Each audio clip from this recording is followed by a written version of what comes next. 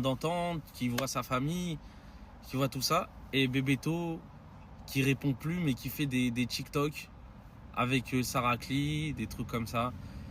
Et ça a bouillonné, ça a bouillonné, ça a bouillonné, ça a bouillonné, ça a bouillonné. Vous savez qui est sorti il y a 1 ou 2 semaines. Je suis allé le voir. On a trouvé un terrain d'entente. Il s'est passé ce qui s'est passé. On a trouvé un terrain d'entente. Et Bebeto est sorti de son silence. Il allait le voir.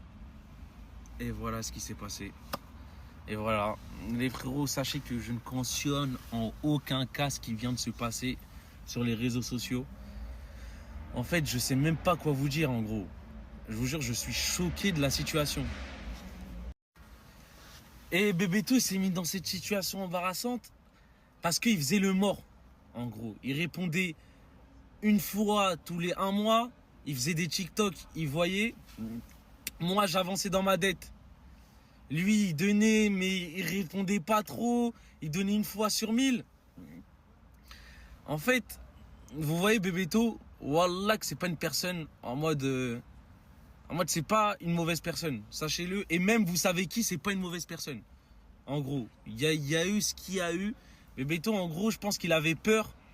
Il avait peur, il a fui les problèmes et finalement, c'était pas la bonne solution. On va juste dire ça comme ça. Maintenant, les amis, en fait, vous savez pas comment j'en ai mal à la tête de cette situation.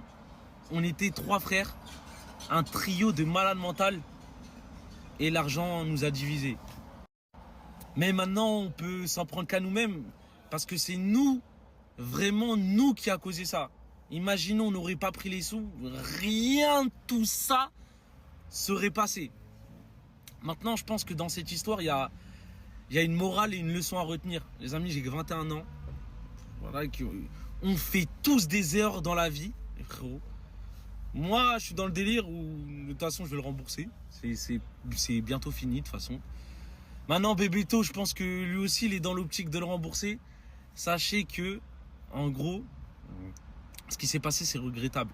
Mais il faut en tirer une leçon. Et surtout, ne jamais jouer au paris sportif. Regardez où ça m'a ramené. Dette, ça a brisé une amitié de plus de 10 ans.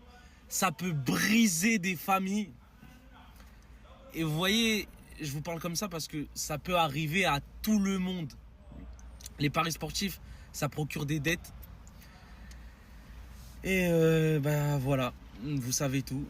Sur ce, prenez soin de vous, portez-vous bien et à bientôt.